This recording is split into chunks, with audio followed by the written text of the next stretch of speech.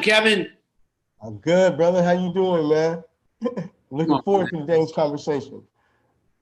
When you talk about the seat at the table, having access is key. Creative access is key. And being able to find those creatives who have documented ideas and our culture in ways that are often omitted. I'm just really proud that there are filmmakers that are working to make sure that the voice and stories do not surprise the next generation and also elevate our conversation as we heal from this system that is both oppressive, does not necessarily teach not only cultural moments, but moments where we must forgive ourselves and move forward. So I'd like to welcome to a seat at the table, Messiah Rhodes. How are you? Hey, I'm good. I'm good. I'm hanging in there. It's Monday, middle of August, and I just finished up with finally Against All Odds, the short documentary series. AJ Plus and AJ Contrast has come out last month, pretty much, and it pretty much focuses on Black women and how they're affected by the high recidivism rate in and out of jail and prisons. But it's also not just me just dropping in and like my mom was in and out of jail like 4 times over 15 years. I didn't know where she was. I was pretty much a street kid because of that. But I got, I ended up doing filmmaking anyway, and did Vice, Al Jazeera, Democracy Now, different places, and so I just finished up this piece, and I guess the timing of it, everyone's talking about defund the police when after the George Floyd murder, and my documentary, it shows kind of all the resources. If the resources went to these places, imagine, you probably won't need no jails and prisons after a few decades, even less than that. So, Against All Odds kind of like showcases like victories over immense struggle. So, that's the piece I just came out. So 2 episodes. Yeah, it's amazing, man, to hear you talk about your upbringing. I had a similar upbringing, so I know what it's like.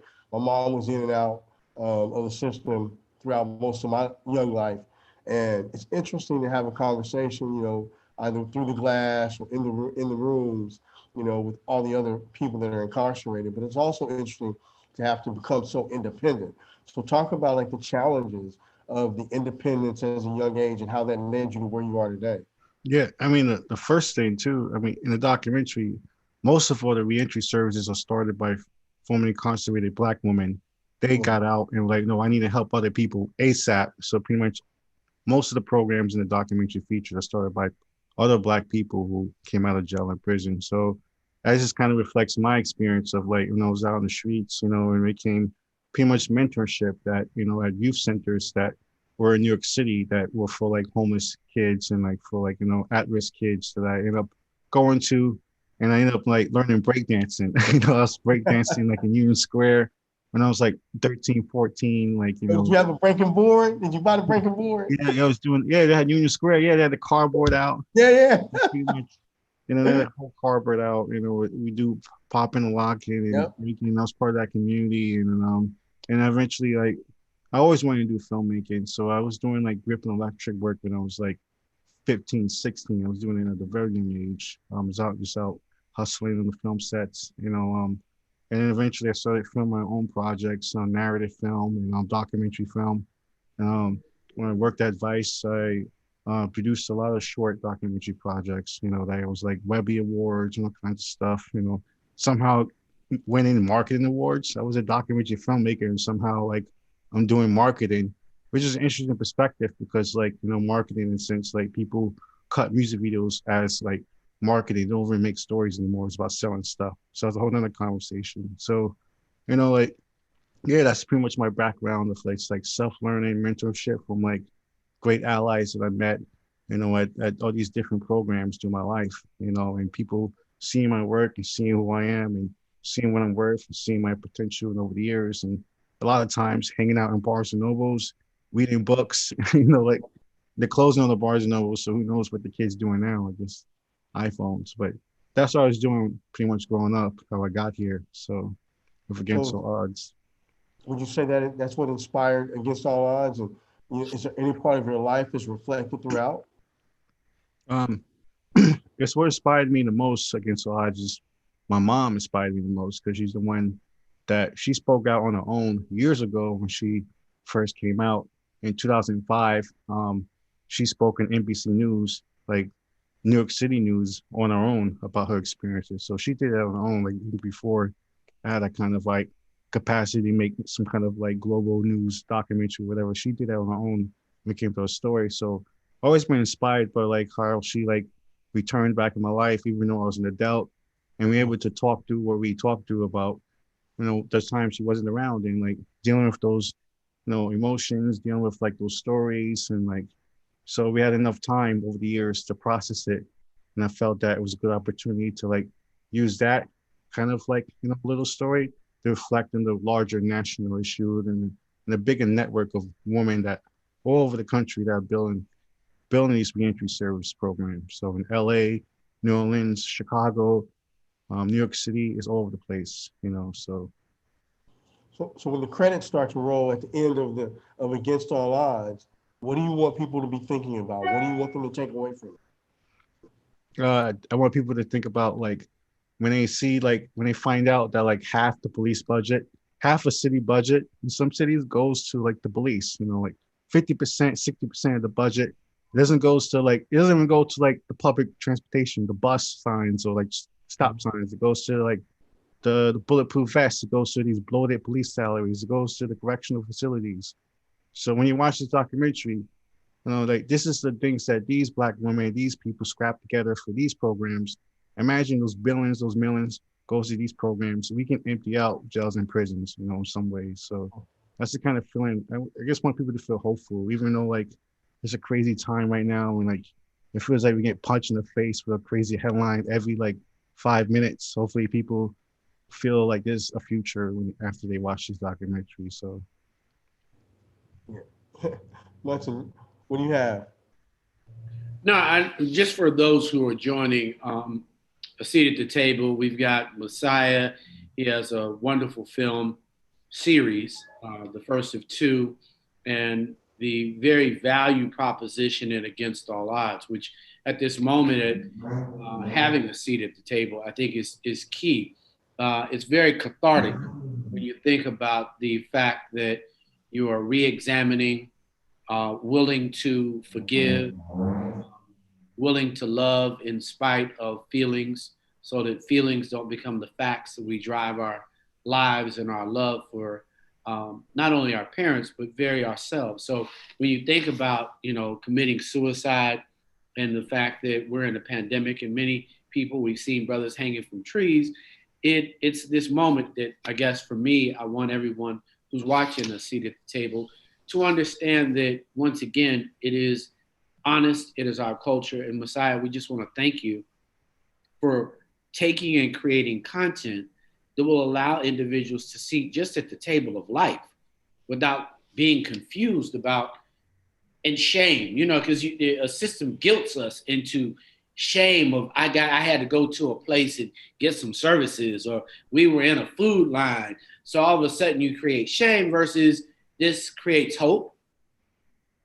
Is that what you're serving here? Because at the seat of the table, you gotta be serving something. So I would just like for you to kind of share how cathartic, how healing this proposition is when you think about now that you've created this body of work that will allow other children that could be part of the system, have not had your experiences. yeah, it's good.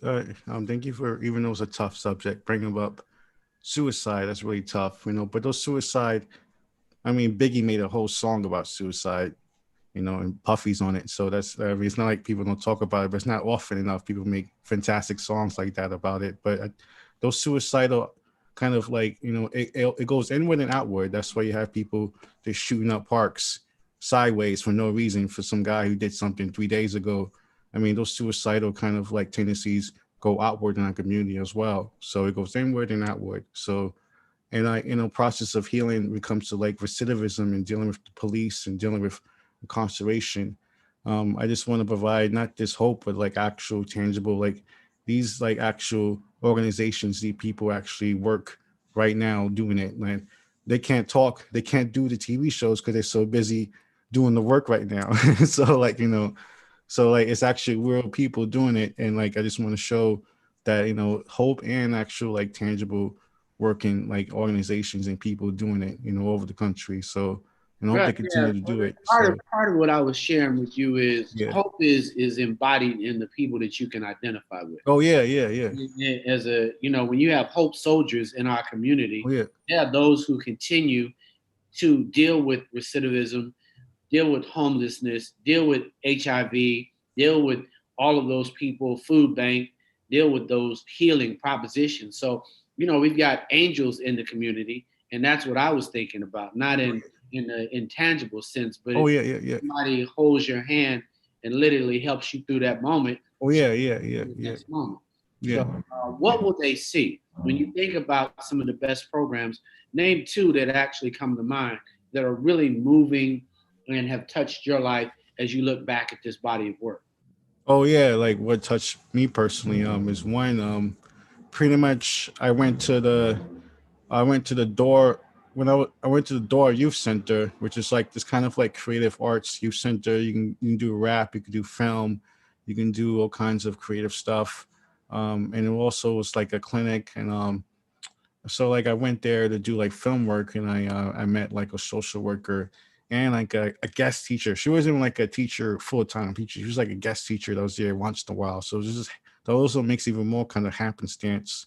So like we met, and like she got to know my life, and she got to know kind of my work even at that young age, and she became kind of like my godmother since my like mentor when I was like, and it was at a perfect time too, because that's when like pretty much was out in the streets and dealing with all kinds of things. And then I had another social worker, and she was black pretty much, and I told her like I pretty much was gonna go in the military, and I was like 16. I was gonna sign up, and it was just like 2003, doing Fallujah. When they were like pretty much the insurgents just like decided to like they were tired of America, really tired of it, and it was blowing up the whole city. I was like, Messiah, I don't think you should join the army right now. So you better off being in the shelter. You're young enough to find a program in the shelter and like get into like a workforce program or whatever. Don't join the army. And I don't know. I trusted her, I guess, because a lot of my family did go to the army, did go to the Navy, and all kinds of stuff. So I was gonna just follow that lead, but she told me not to, which is like boggling experience. It's like okay, it was like the Matrix. It's like the blue pill, the red pill kind of moment in my life. I took the other pill, and I ended up being at the creative side. Probably in the parallel universe, some Messiah who's like a colonel somewhere flying in a helicopter, but this Messiah right here is like artist, creative filmmaker, and I've been covering protest activism for so long, so I met all kinds of different allies through my life, those kind of angels through my life, that provided support for me when family wasn't around, when so just kind of kindness of strangers, like streetcar named Desire kind of shit. so Well, that was one program. What was the other? That was the door. the door. Where is the door located? The door is like in Broome Street. It's actually they built a fake No, Trump no, building. people have never been to Broome. I've been to Broome. Yeah, What's yeah. the It's like 6th Avenue. It's near kind of. It's almost down. It's almost like almost like 10 blocks down from West 4th Street, near the courts, what city? Most people don't know where. Manhattan. Right. They It's don't right know. in the alley of Manhattan, downtown. Right off the tunnel, it's actually a fake Trump building right there that he puts his name on it, even though he didn't build it. That kind of stuff he does. So it's right down the street, so you can't miss it. The door was one program, and yeah, and I mean I think that's the biggest program I could think of. It was like because I met Hannah, which is still like my godmother to this day. So and then I have in church, I have one person. I went to church because I was with my grandparents, and like we go to church Tuesdays, Thursdays, and Saturdays and Sundays. We was church all the time. I was so young. I was just like end up doing Bible study on my own somehow. So like I met this one guy named Michael Smith, and he worked for City Hall for like neighborhood development. And he became kind of like almost like a godfather to me in church. He's a super tall guy, always wore the sharpest suits. He'd be wearing suits even when he was in church, you know. But I always never saw him in a suit. It was just like it was like a black cartoon character when it came to like how he like presented himself. And he was kind of like he gave me the birds and the bees talk and all kinds of stuff. So that was Michael Smith. And he was like my Boy Scout leader too. So so he went out of suit. That's the only time I didn't see him in a suit, when he was in the Boy Scout uniform. So, you know, and even then he made it look like a suit too somehow. We made fun of him because of that. Like, is that against regulation? You wearing it like a tie? Like, so it's like, yeah. So at different moments in my life, I met certain anchors that, you know, show me like the positive side of like, you know, there could be change. This black guy says he works in City Hall. He could be lying the whole time. He could have lied to me the whole time I known him, but he provided that kind of hope to me that people are doing change, you know. So there's a different type of people I met through my life that really affected me, like to this day. So Recidivism. Go ahead, Monty. Recidivism. Thanks, Kev. The whole idea of recidivism and eliminating our journey back and forth, that door, the cycle.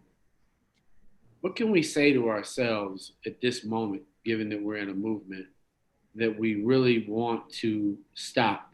What do you think works the best? Yeah. And let me put out there, Messiah, that 64% of violent offenders go back within 8 years, and 40% of non-violent offenders go back within 8 years. So for the audience, those are the facts, and we've got to figure out a solution to those facts. Go ahead, Messiah.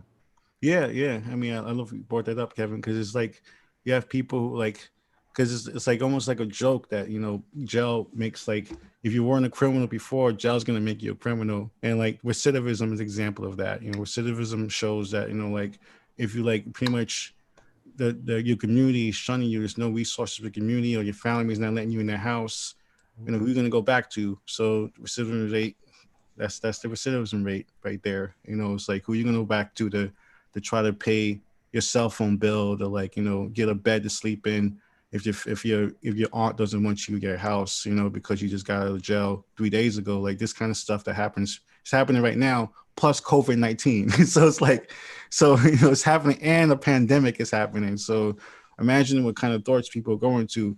So you only can imagine what that means for the recidivism rate if people like even more desperate now that they're worried about they can't. There's an issue in my documentary as well, which we couldn't include because at the time, but we talked about it a lot. They brought it up, so we had to talk about it. Was the fact that when women come into jail, where women already have issues, sanitary issues when it comes to tampons and stuff in jail already before COVID-19. So now imagine what's going on. So even before COVID-19, as soon as they got out of jail, that's the first thing they looked for were sanitary napkins and like tampons. That's the first thing they had to look for when they came out of jail or prison. So like, so the recidivism rate and the pandemic, this adds another element of desperation for people. And I feel like there's even more like, you know, urgency to reinvest into these kind of programs, that they need to hire more people to deal with the case management, because like that's a big deal when it comes to these programs. They deal with people just calling all over the country. It's not just that city people calling from like Alabama to New York, like, hey, I heard there's a bed here. It's like, as long as you get on the bus to get here, it's waiting for you. This is pretty much what these programs have to deal with day out, day out. So they need this kind of money right now, you know, during the pandemic, you know. So I feel that's what definitely like needs to happen during the like recidivism right now when it comes to COVID-19. But we see what happens with like Biden and Harris. I don't know if they're talking tonight or tomorrow, but we see what they bring up. So, well, why don't you introduce the trailer so we can take a look at it? Oh yeah, I think this might be episode 1 trailer. So this is like just a teaser of episode 1, which is out just in English and AJ Plus. So that's it. I lost my mom to the criminal justice system for 15 years. And I can't help but wonder, how would my life be different if she didn't keep going back to jail? I was crushed when they took you. It messed me up. I couldn't handle it. She was one of the 77% of incarcerated women who are rearrested within 9 years. My name is Messiah Rhodes, and as a filmmaker who grew up with a mother in and out of jail, I wanted to understand why breaking the cycle of incarceration is so difficult. What makes us so different? We are human beings, we're people. I'm 50 years old and I'm turning my life over. I started filming this before the COVID-19 pandemic and the uprising over the killing of George Floyd. But the issues of systemic racism in the prison system have never been more important. It doesn't matter what the odds are, I will bet on formerly incarcerated women any day, any time.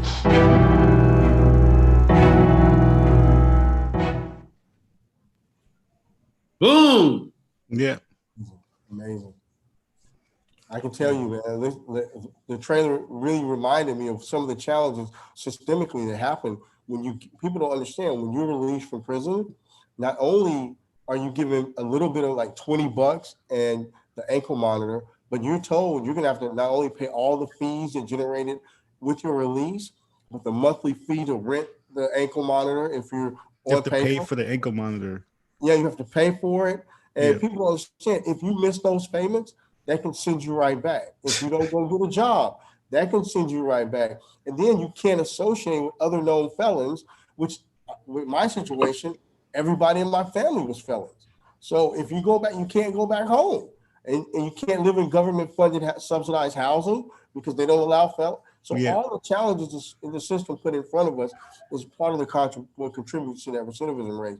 Can you talk a little bit more about that and what your experience with that was while you were doing the filming? Yeah, like one thing I wish we included, I'm happy you brought up the housing stuff, because even the Hope House, the place that we showed in the Hope House in the first episode with Finay Sykes, who passed away from COVID-19 in May, is a reentry housing for Black women in an undisclosed location in the Bronx. But pretty much somehow the neighbors, like, you know, it was kind of a campaign to they just get rid of the whole reentry housing, which happens all the time. So even the transitional housing was under threat of being like taken out of the neighborhood. You know, they use the typical stereotypes of like, you know, there's convicts who rape and murder in our neighborhoods near our school. We can't have that in the community. So they kind of use that tactic to try to get rid of them.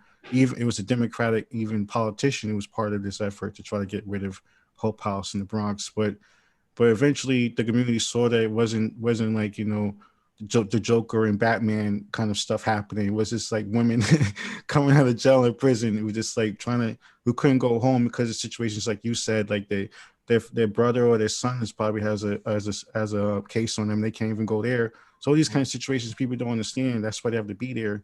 And they finally were able to communicate that, and Hope House is there. So even the program itself was under threat by these kind of like, you know, policies that they use against, like, you know, people who just get out of jail or prison. So that's one thing that I wish we would have had time for in the documentary, which is why we have to keep doing more of this stuff to show this, contextualize these different issues that people have. It's not this like, you know, like I just feel like white people, like even Black people, just see ex-felons just like a guy with a leather jacket in the Camaro smoking a cigarette, just looking for bad stuff. They see this one-sided thing of like what someone that comes out of jail or prison is really frustrating a lot of times. We do have people day to day, you know, who thinks like this is what people who come out of jail or prison are. It's not this me and you. It's not this people you don't recognize to be those kind of people. So, you know.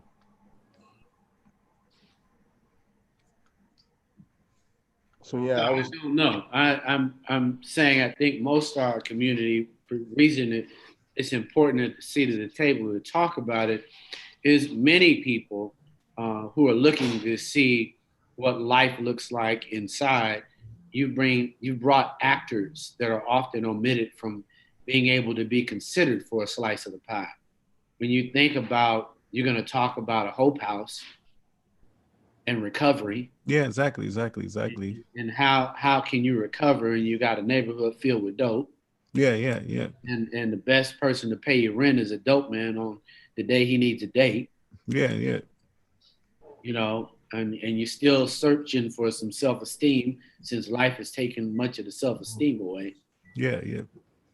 So why'd you pick these actors? I mean, you know, in life, you setting up God's stage and all of a sudden you decide that the actors will see the colors, because this is inside a world that many don't get to see. Why'd you pick women, and why'd you pick this beyond your mom?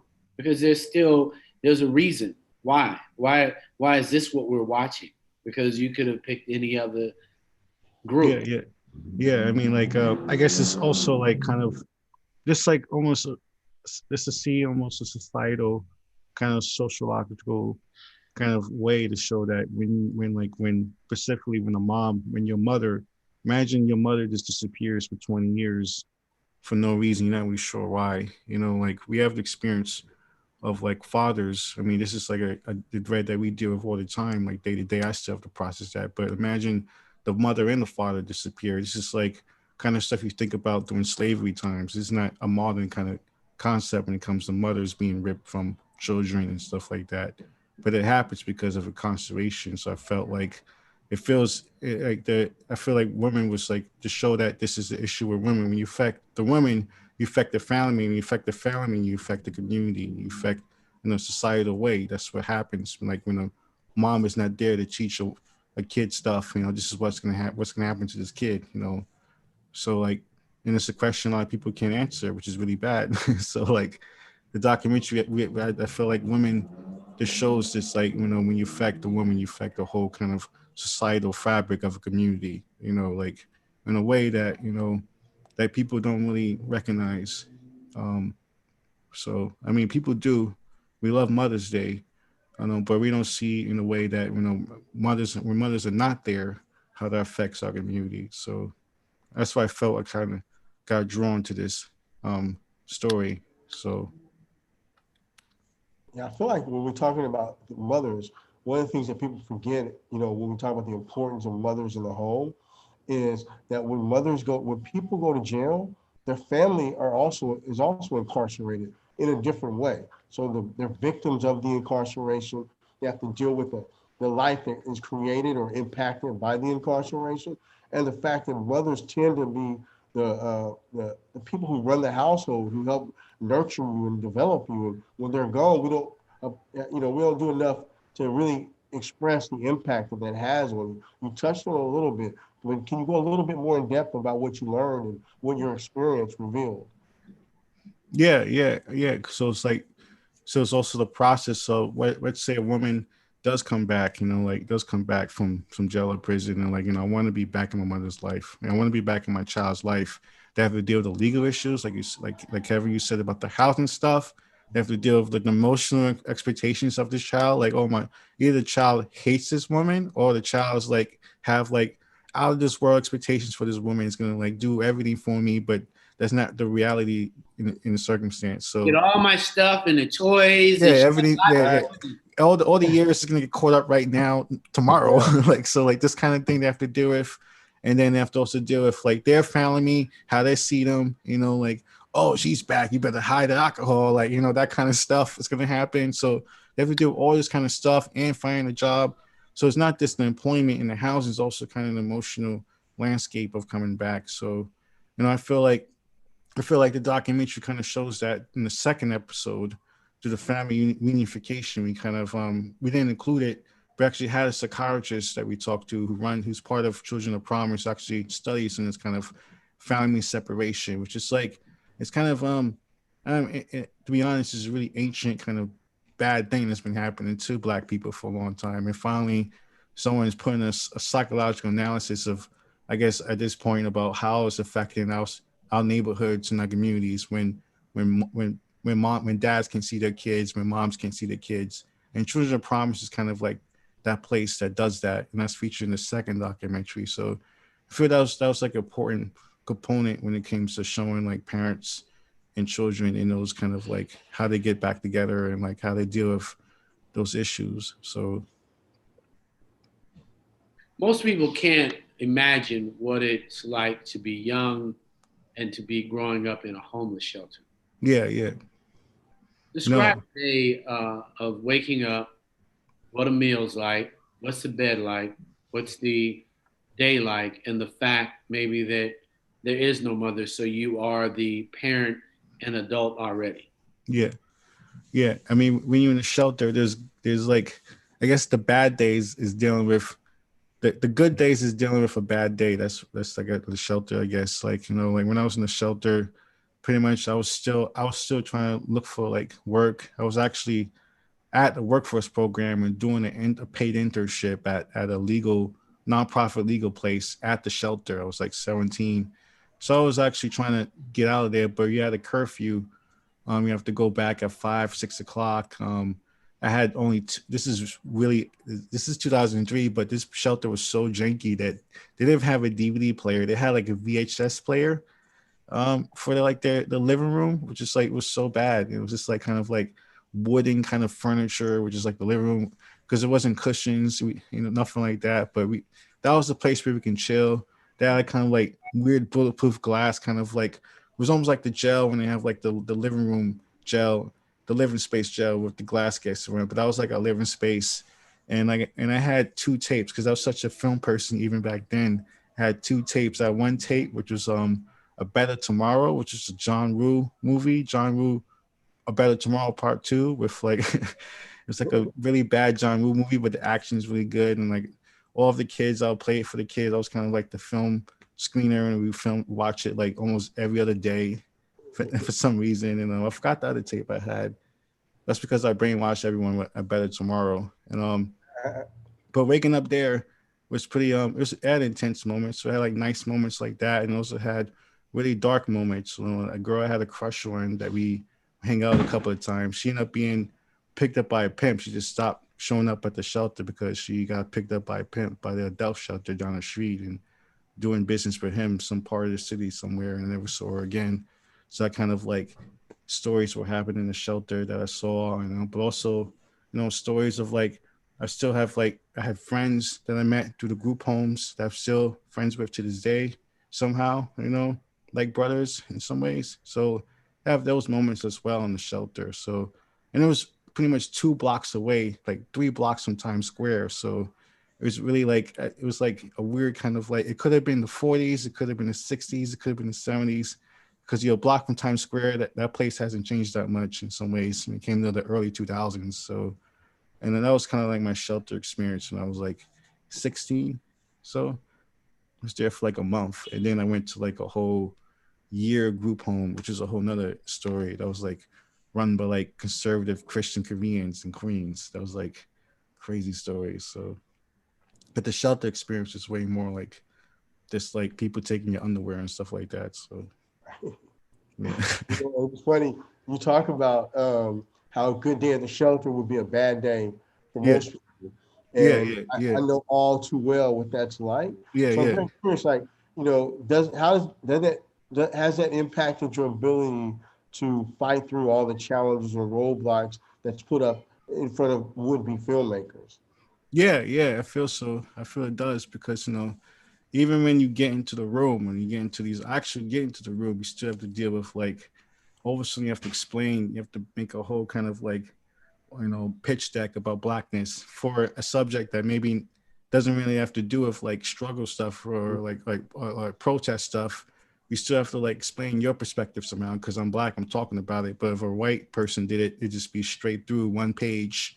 You don't need like a 40-page pitch for that, right. Just one page. So that kind of stuff will happen in the corporate setting. So you have frustrating stuff in that level in some ways, which like, a lot of ways, it makes you question your intelligence, your self-worth. And I feel like a lot of filmmakers, Black filmmakers especially, have to deal with that day in, day out. Even when you have like a full-time staff job, it's like a struggle, to deal with that. And we see that now with George Floyd. So a lot of Twitter flames with the New York Times and stuff like that, all kinds of different platforms that like had kind of their reckoning when it came to like the Black people that work there and the stress they dealt with there over there. And I feel like, places like Rolling Out in some ways is like the answer to that. We need more, we need bigger, we need all of this everywhere, and not this like, I mean, it's great to have, achievements when you have like the first Black, senior editor at a platform, at New York Times or whatever. It's achievement to do that, to show that we can achieve greatness. But at the same time,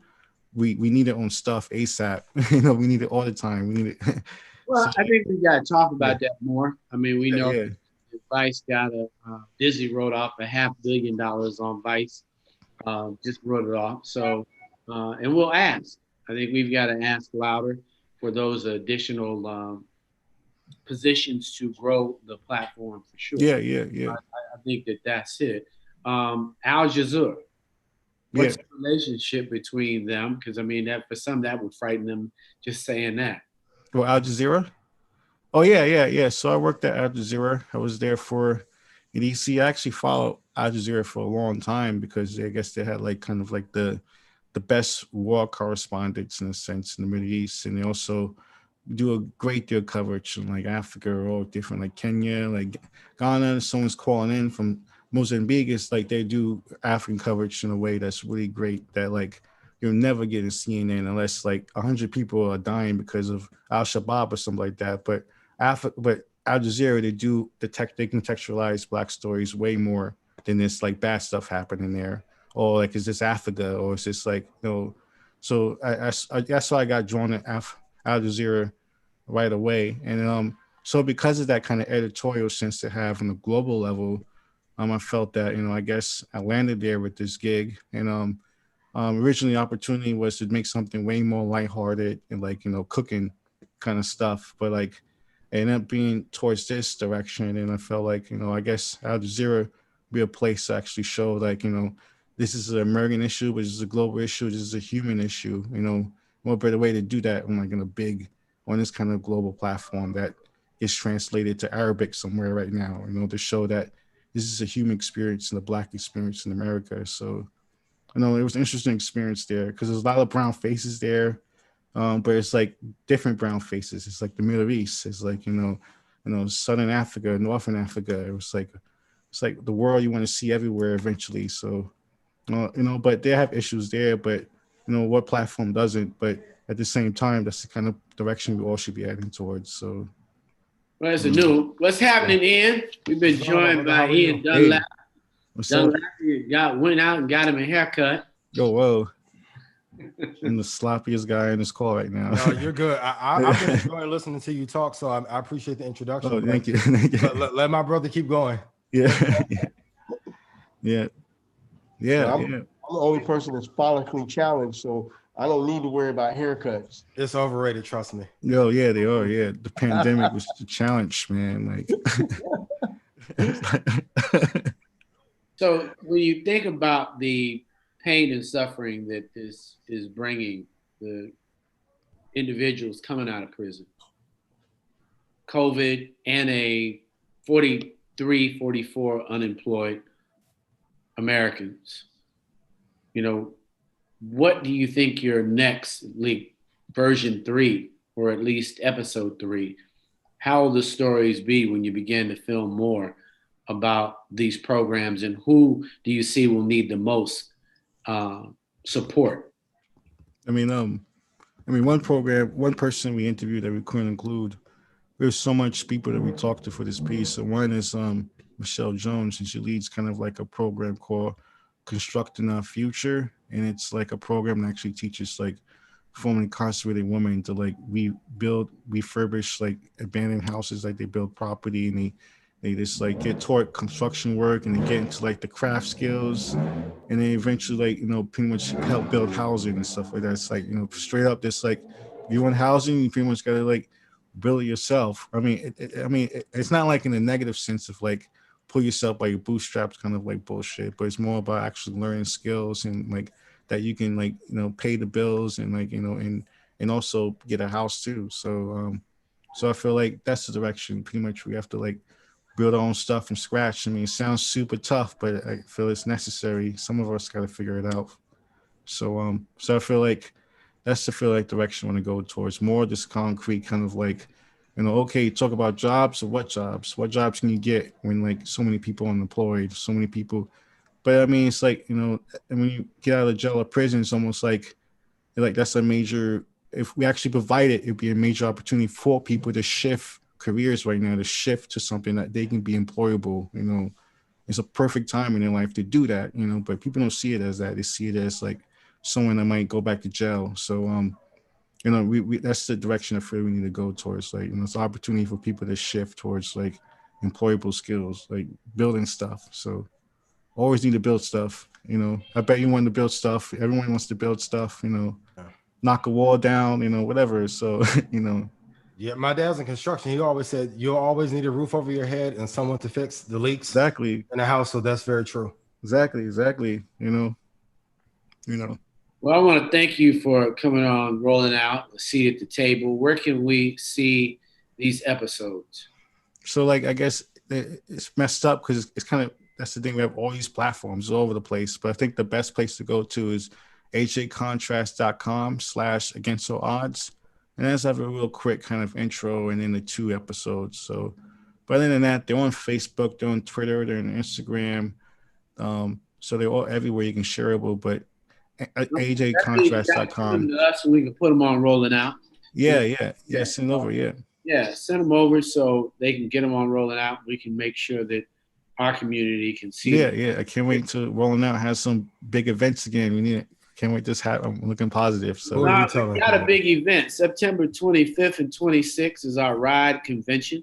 So you need to be there. We do film, we do entertainment, we do technology. We're gonna do some investing with Ian. So we're really excited about that. But yeah, you start using that word. We're investing. We investing. We need to someone needs to make a song of that somehow. I think some point. So. Yeah, because what you're doing is very important. Because I was talking to one of my friends this weekend, even with the stuff that's going on in Chicago, and that's a direct descendant of redlining and institutional racism. And when you come out, if you don't have any opportunities, you have to feed your family. So I think the initiative that you're doing is probably 100 times more important than mine. So whatever I can do to help get that exposure, because I mean, people need jobs in general, but especially coming out.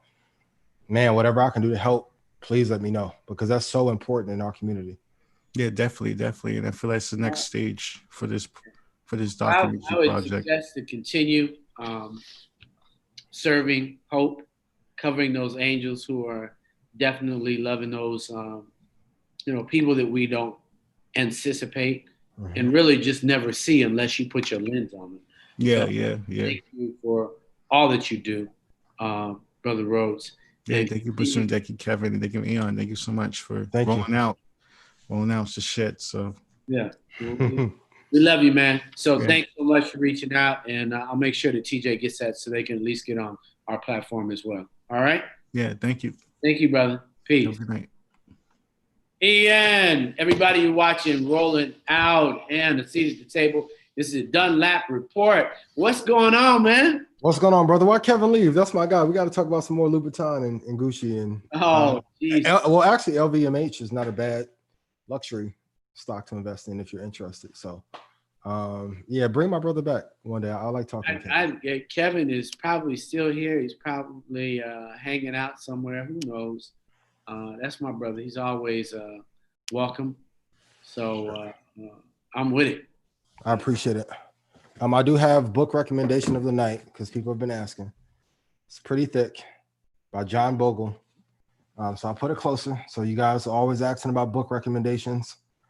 John Bogle is the guy that invented practically index funding. So that was his concept. Check out the book. I have no affiliate relationship with him, God rest his soul, but I think it's a good book to start off tonight's conversation. You're looking good in the white. I didn't get the memo. We can do like the Boys to Men thing. I'll be in all white next time too. I mean, we probably, what is this? Labor Day, it stops. So you gotta squeeze it in.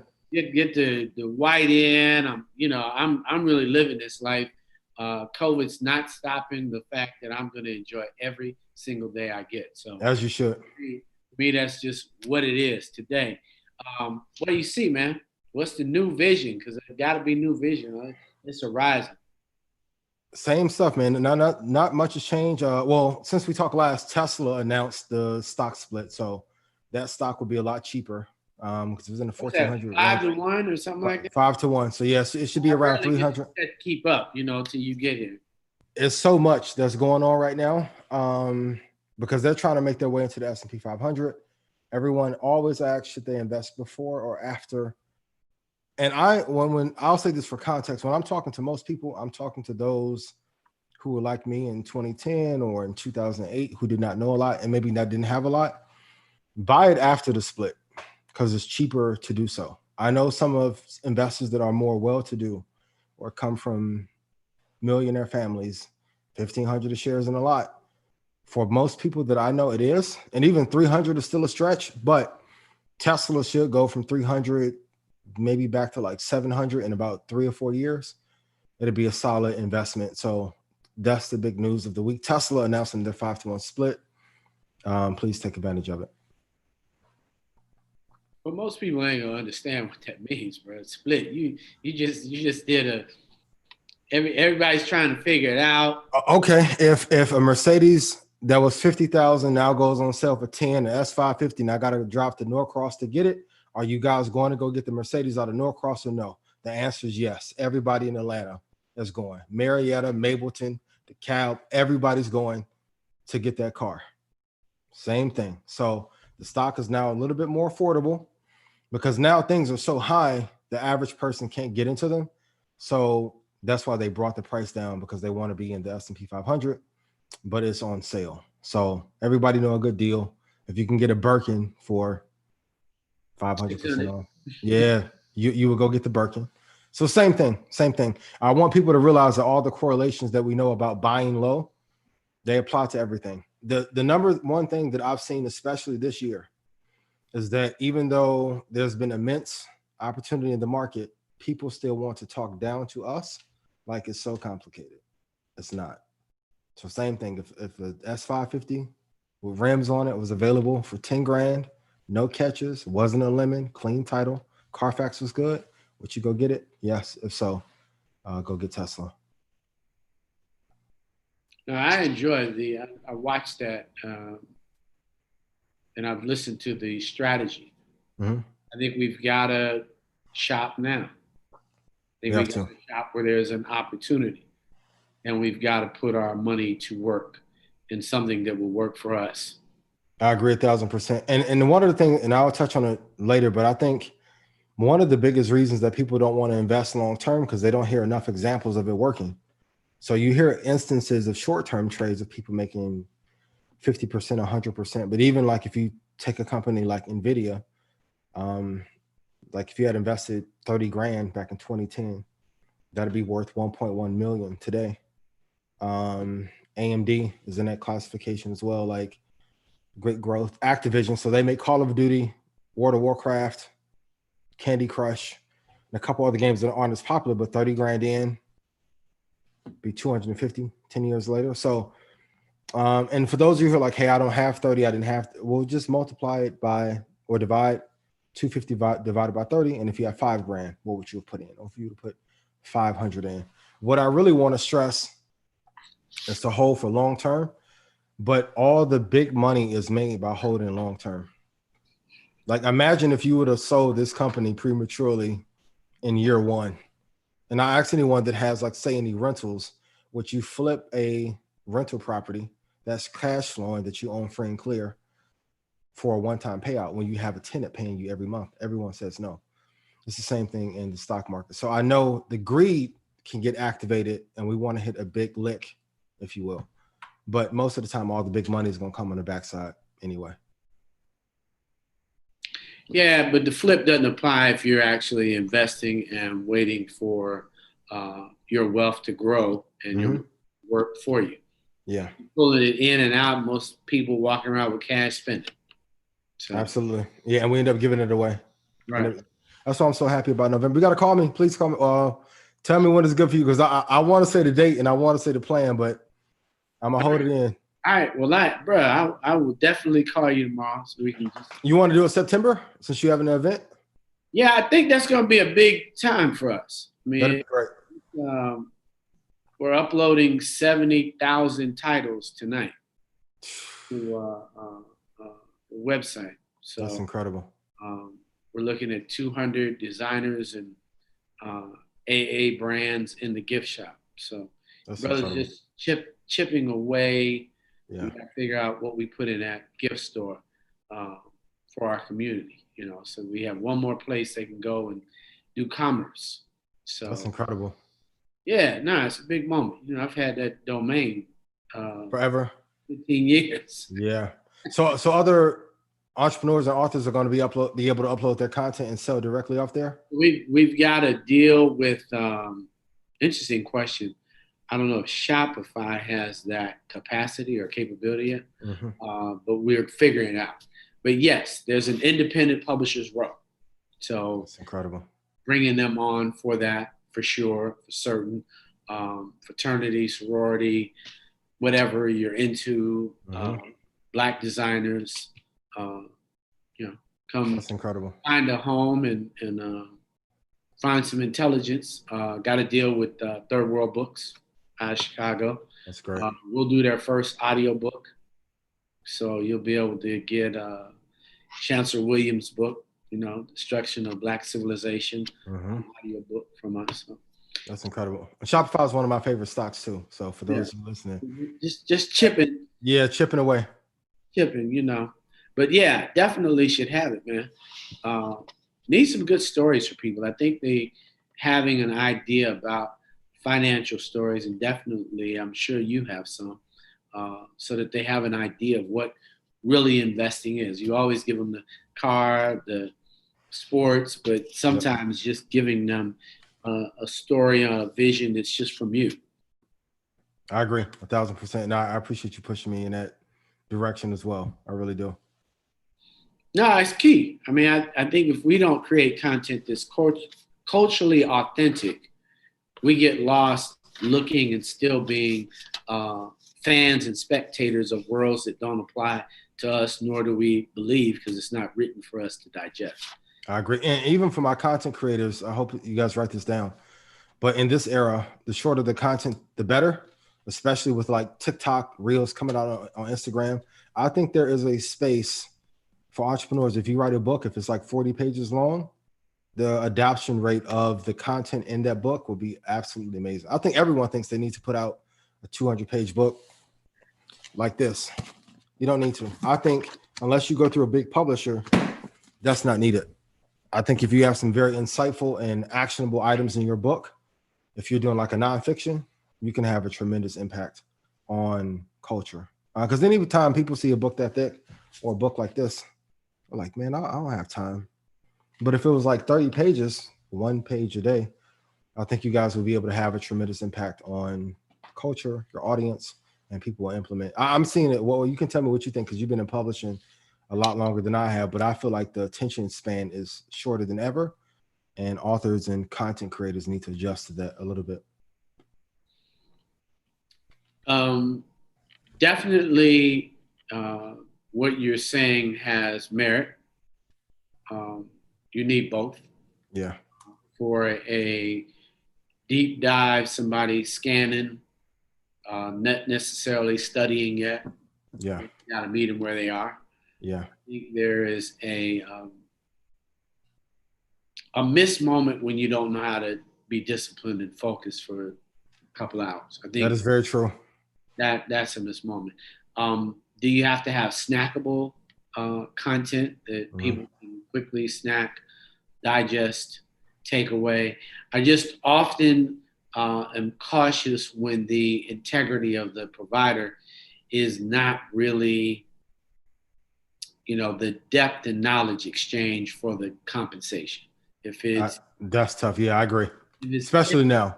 If it's 50 pages and I download it, then it should probably be 50 cents. Like don't hit me over the head at $20 and it's 50 pages. Especially if it's not good. Yeah. Yeah, it's not incredible. There's no huge artwork. It's not profound. It's your first or second effort that really, you're making a mark. It's a series. I'm not knocking the hustle, but I am saying, if we're going to put out content, a lot of things could be timeless. So somewhere in between both things. I think you can a runway to one place or meeting that snackable content for those who are, they just like eating appetizers. That's their thing all day long. Knowledge, extensive to study and to understand what somebody was putting in a book. It had 500 pages. I don't know about 500. He may have done 2 tombs, but that was 50 years ago. Yeah. So how can you take his, reinterpret what he's done and apply it to a modern age? I mean, I think that's the Dunlap theory, I think it's tough. Yeah. It's definitely a delicate balance. Definitely, I know you've been pushing me It's a tough battle. Hopefully, if we can crack the code, though, we can share it with some other content providers and authors to help Well, make their job I easier. tell you, like I share with some of my other dear friends that are fortunate. You got to hire somebody to do it and give them the instructions and let them continue to do it for you. That's a good point. That's money working for you. That if you end up with your product and you end up with your book and you're co-authored and y'all agree on how that works, it's a great place to be. If you can have somebody coach and walk you through the first one, it makes it easier to just get out on the second one. Absolutely. So Absolutely. There's a big value there. Perfect. I appreciate you, man. If there's anything, of course, I can do for you, I'm always here. We got 5 for this week. Is it the same 5? Same 5. I don't want to give so many that people jump around, so I want to stick to the same 5. So Index, VOO, Microsoft, I love her, thank you. Apple, Tesla, AMD, and then of course we talked about NVIDIA and Shopify. Any of those are absolutely amazing. Absolutely amazing. You will not go wrong investing in the index fund.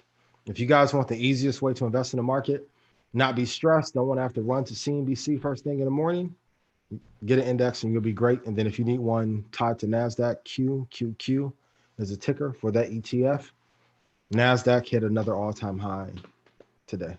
That's why I've been saying tech is the way to go. So thank you, bro. I love you. Love you, man. How's Xander? Amazing. First day of homeschooling. He did pretty good.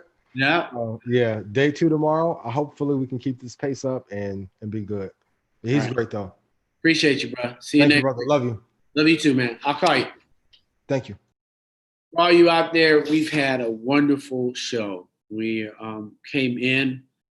We're very proud of the young man who's definitely put together a vision for us into the lives of both the angels who provide hope and those who receive the hope and can live to have another moment in their life with the understanding that hope and recidivism in the criminal justice system can be changed, and a skill set and love can be given to those individuals in our community. So that was Messiah Rhodes and Against All Odds. And of course, Ian Dunlap, the Dunlap Report tonight. Check out technology. Think about how your money actually earns you more working in stock in your portfolio. This is Munson Steve for A Seat at the Table. We thank you for coming on. Share love. Remember, you do not have to be in the street, but you do have to be in the struggle. I'm Munson Steve. We'll see you.